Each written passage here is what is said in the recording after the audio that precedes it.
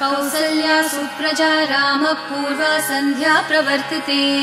उत्तिष्ठ नरशार्दूल कर्तव्यं दैवमान्हिकम्। कौसल्या सुप्रजा रामपूर्वा सन्ध्या प्रवर्तते। उत्तिष्ठ नरशार्दूल कर्तव्यं दैवमान्हिकम्। उत्तिष्ठोत्तिष्ठ गोविन्द उत्तिष्ठ गरुडध्वज। उत्तिष्ठ कमलाकान्त त्रैलोक्यं मङ्गलं कुरु। उत्तिष्ठोत्तिष्ठ गोविन्द उत्तिष्ठ गरुडध्वज। उत्तिष्ठ कमलाकान्त त्रैलोक्यं मङ्गलं कुरु। मातः समस्त जगतां मधुकैटभारेः वक्षो विहारिणि मनोहर दिव्यमूर्ते। श्रीस्वामिनि श्रित जनप्रिय दानशीले श्रीवेङ्कटेश दयिते तव सुप्रभातम्। मातः समस्त जगतां मधुकैटभारेः वक्षो विहारिणि मनोहर दिव्यमूर्ते। श्रीस्वामिनि श्रित जनप्रिय दानशीले श्रीवेङ्कटेश दयिते तव सुप्रभातम्। तव सुप्रभातमरविन्दलोचने भवतु प्रसन्नमुखचन्द्रमण्डले। विधिशङ्करेन्द्रवनिताभिरर्चिते वृषशैलनाथ दयिते दयानिधे। अद्यादिसप्तऋषयः समुपास्य सन्ध्याम् आकाशसिन्धुकमलानि मनोहराणि आदाय पादयुगमर्चयितुम् प्रपन्नाः। शेषाद्रिशेखर विभो तव सुप्रभातम्। पञ्चाननाब्ज भव षण्मुखवासवाद्याः त्रैविक्रमादिचरितम् विबुधास्तुवन्ति। भाषापतिः पठति वासरशुद्धिमारात् शेषाद्रिशेखर विभो तव सुप्रभातम्। ईषत्प्रफुल्ल सरसीरुहनारिकेलपूगद्रुमादिसु मनोहर पालिकानाम् आवाति मन्दमनिलः सह दिव्यगन्धैः शेषाद्रिशेखर विभो तव सुप्रभातम्। उन्मील्य नेत्रयुगमुत्तम पञ्चरस्था पात्रावशिष्ठ कदली फलपायसानि भूत्वा सलीलमथकेलिशुकाः पठन्ति शेषाद्रिशेखर विभो तव सुप्रभातम्। तन्त्री प्रकर्ष मधुरस्वनया विपञ्च्या गायत्यनन्तचरितं तव नारदोऽपि भाषा समग्रमसकृत्करचाररम्यम् शेषाद्रिशेखर विभो तव सुप्रभातम्। भृङ्गावली च मकरन्दरसानुविद्ध झनकार गीतनिनदैः सह सेवनाय निर्यात्युपान्त सरसी कमलोदरेभ्यः शेषाद्रिशेखर विभो तव सुप्रभातम्।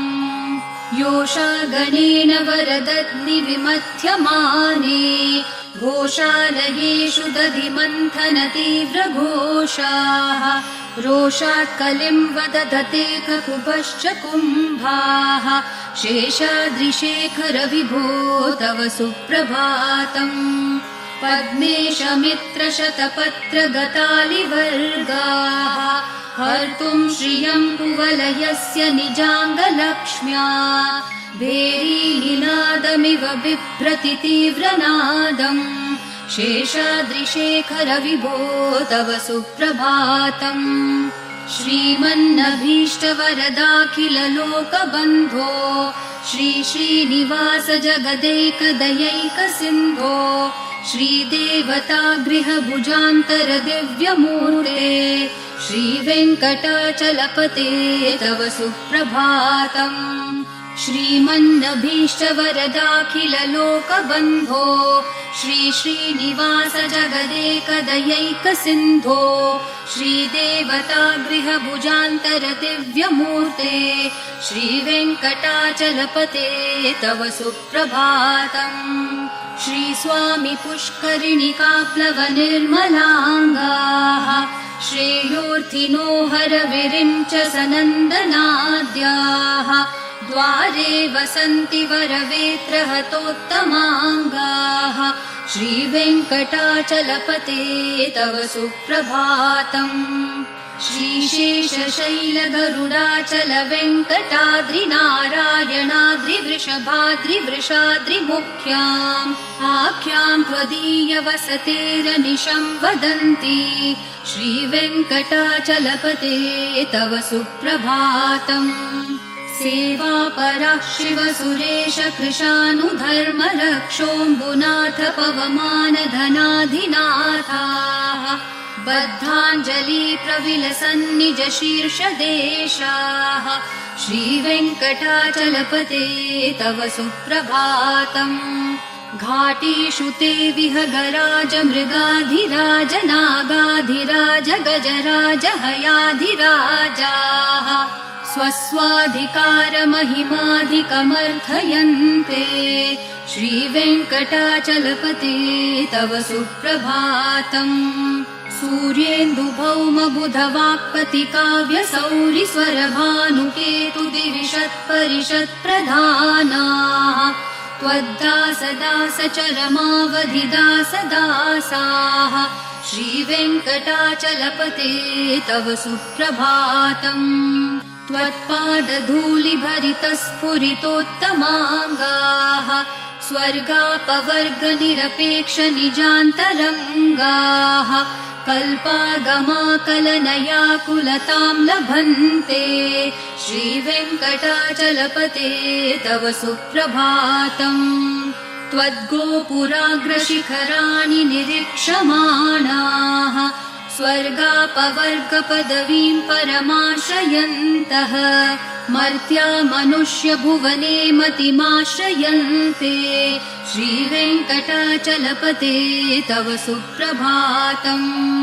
श्रीभूमिनायकदयादिगुणामृताब्धे देवाधिदेव जगदेकशरण्यमूर्ते श्रीमन् अनन्तगरुडादिभिरर्चिताङ्घ्रे श्रीवेङ्कटाचलपते तव सुप्रभातम्। श्रीपद्मनाभपुरुषोत्तम वासुदेव वैकुण्ठमाधव जनार्दन चक्रपाणे श्रीवत्सचिह्न शरणागत पारिजात श्रीवेङ्कटाचलपते तव सुप्रभातम्। कन्दर्पदर्पहर सुन्दर दिव्यमूर्ते कान्ताकुचाम्बुरुह कुद्मललोल दृष्टे कल्याण निर्मल गुणाकर दिव्यकीर्ते श्रीवेङ्कटाचलपते तव सुप्रभातम्। मीनाकृते कमठकोल नृसिंहवर्णिन् स्वामिन् परश्वथ तपोधन रामचन्द्र शेषांश रामयदुनन्दन कल्किरूप श्रीवेङ्कटाचलपते तव सुप्रभातम्। एलालवङ्गधनसार सुगन्धितीर्थम् दिव्यं वियत्सरिति हेमघटेषु पूर्णम् धृत्वाद्यवैदिकशिखामणयः प्रहृष्टा तिष्ठन्ति वेङ्कटपते तव सुप्रभातम्। भास्वानुदेति विकचानि सरोरुहाणि सम्पूरयन्ति निनदैः ककुभो विहङ्गाः श्रीवैष्णवा सततमर्थितमङ्गलास्ते धामाश्रयन्ति तव वेङ्कट सुप्रभातम्। ब्रह्मादयः सुरवराः समहर्षयस्ते सन्तः सनन्दनमुखास्तव योगिवर्याः धामान्तिके तव हि मङ्गलवस्तुहस्ताः श्रीवेङ्कटाचलपते तव सुप्रभातम्।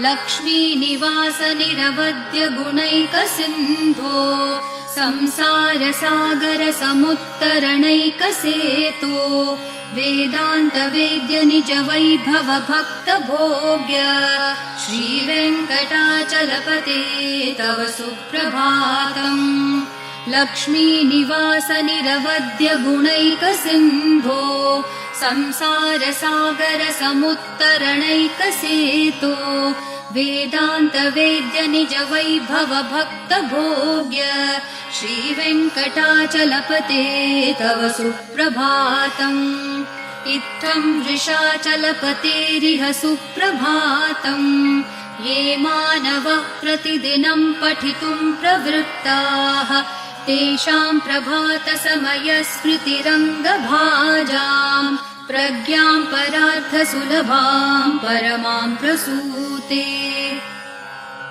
इत्थं वृषाचलपतेरिह सुप्रभातम् ये मानवः प्रतिदिनं पठितुं प्रवृत्ताः तेषां प्रभातसमयस्मृतिरङ्गभाजाम् प्रज्ञां परार्थसुलभां परमां प्रसूते कमलाकुचूचुककुङ्कुमतो नियतारुणतातुलनीलतनो कमलायतलोचनलोकपते विजयी भव वेङ्कटशैलपते कमलाकुचूचुककुङ्कुमतो नियतारुणतातुलनीलतनो कमलायतलोचनलोकपते विजयी भव वेङ्कटशैलपते सचतुर्मुख षण्मुख पञ्चमुख प्रमुखाखिल दैवतमौलिमने शरणागत वत्सल सारनिधे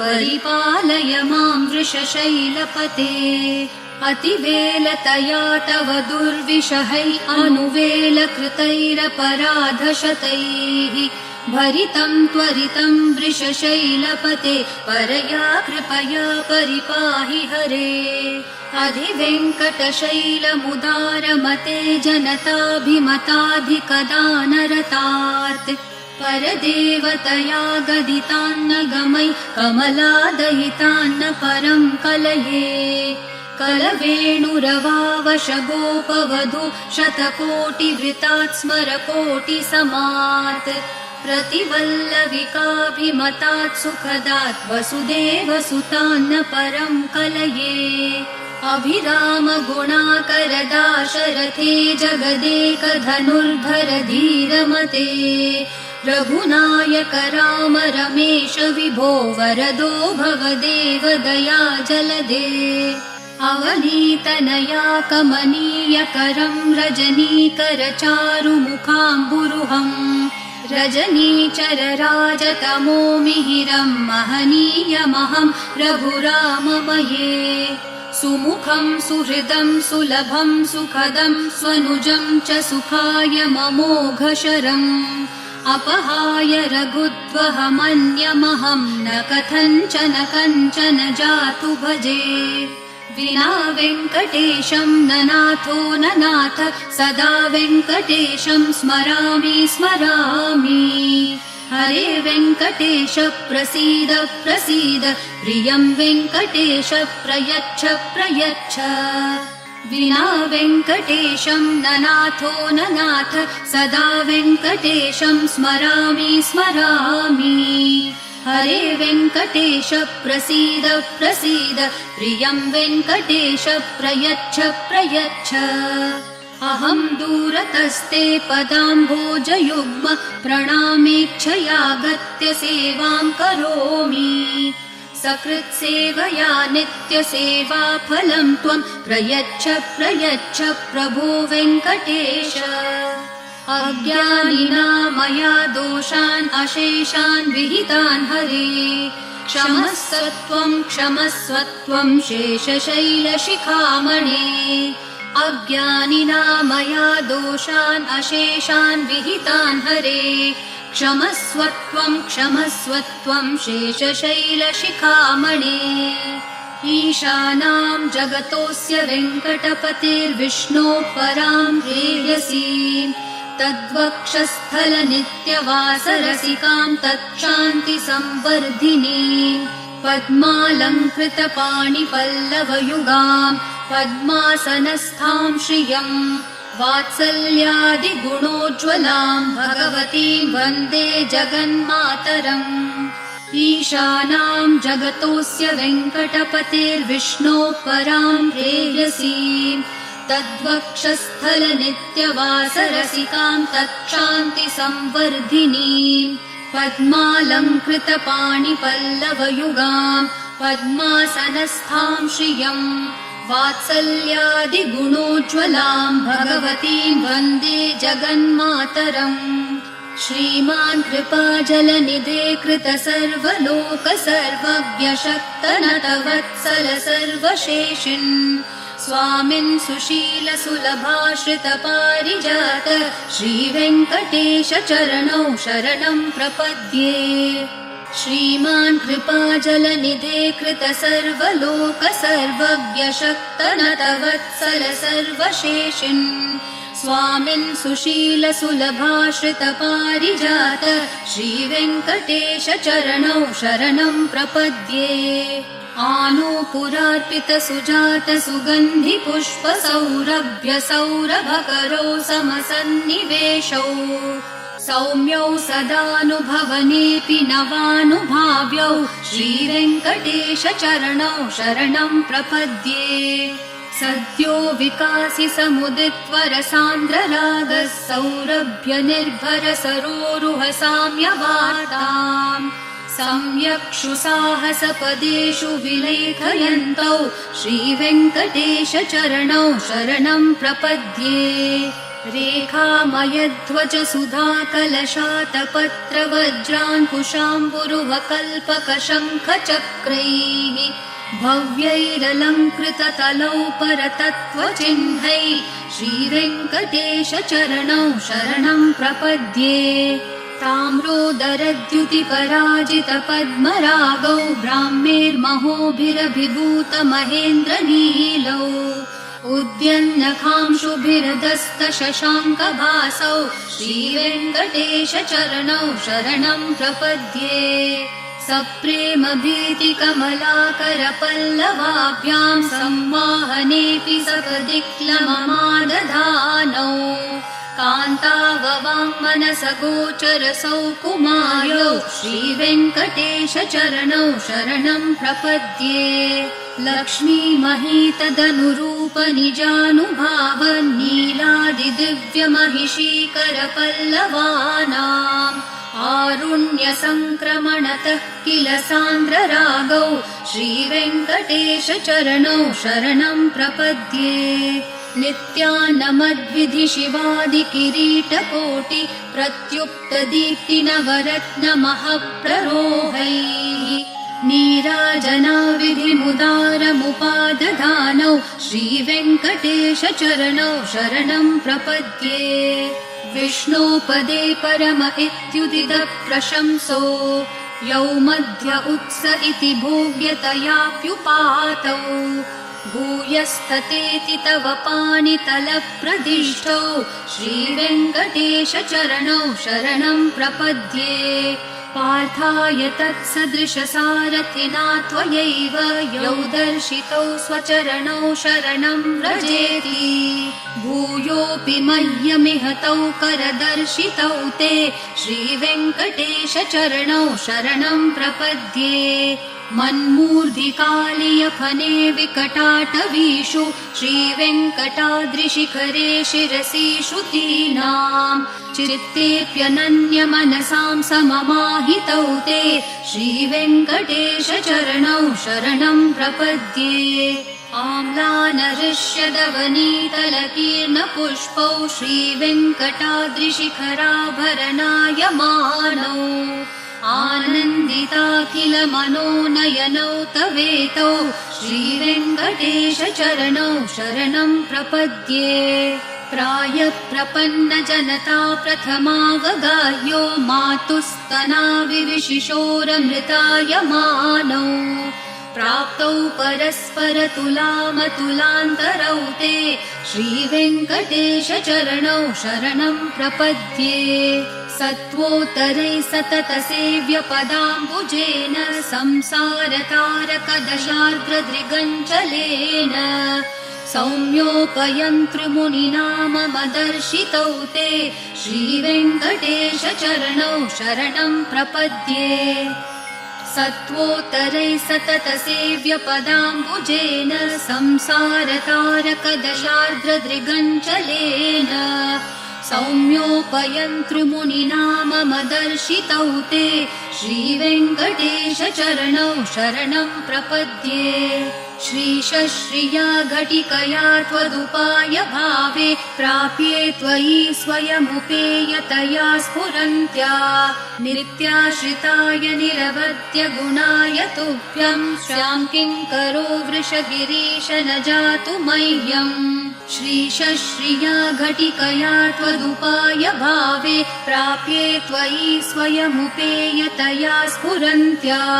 नित्याश्रिताय निरवद्य गुणाय तुभ्यं श्यां किङ्करो वृषगिरीश न जातु मह्यम् श्रियः कान्ताय कल्याणनिधये निधयेऽर्थिनां श्रीवेङ्कटनिवासाय श्रीनिवासाय मङ्गलम् श्रियः कान्ताय कल्याणनिधये निधयेऽर्थिनां श्रीवेङ्कटनिवासाय श्रीनिवासाय मङ्गलम् लक्ष्मी सविभ्रमालोकसुप्रविभ्रमचक्षुषे चक्षुषे सर्वलोकानां वेङ्कटेशाय मङ्गलम् श्रीवेङ्कटाद्रिशृङ्गाग्रमङ्गलाभरणाङ्ग्रये मङ्गलानां निवासाय श्रीनिवासाय मङ्गलम् सर्वावयवसौन्दर्यसम्पदा सर्वचेतसां सदा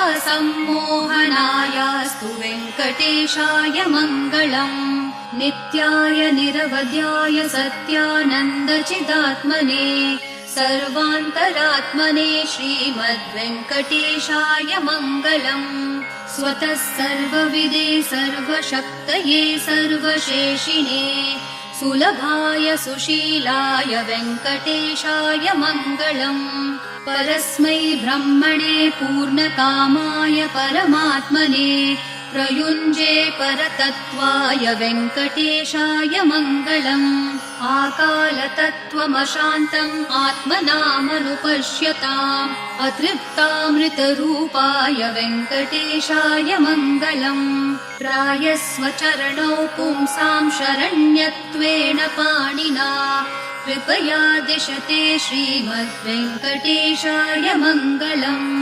दयामृत्तरङ्गिन्यास्तरङ्गैरिव शीतलैः अपाङ्गैः सिञ्चते विश्वं वेङ्कटेशाय मङ्गलम् सद्भूषाम्बरहेतिनां सुषमावहमूर्तये सर्वार्तिशमनायास्तु वेङ्कटेशाय मङ्गलम् श्रीवैकुण्ठविरक्ताय स्वामि पुष्करिणितटे रमया रममाणाय वेङ्कटेशाय मङ्गलम् श्रीवैकुण्ठविरक्ताय स्वामि पुष्करिणितटे रमया रममाणाय वेङ्कटेशाय मङ्गलम् श्रीमत्सुन्दरजामातृमुनिमानसवासिने सर्वलोकनिवासाय श्रीनिवासाय मङ्गलम् मङ्गलाशासनपरैर्मदाचार्य पुरोगमैः सर्वैश्च पूर्वैराचार्यैः सत्कृतायास्तु मङ्गलम्।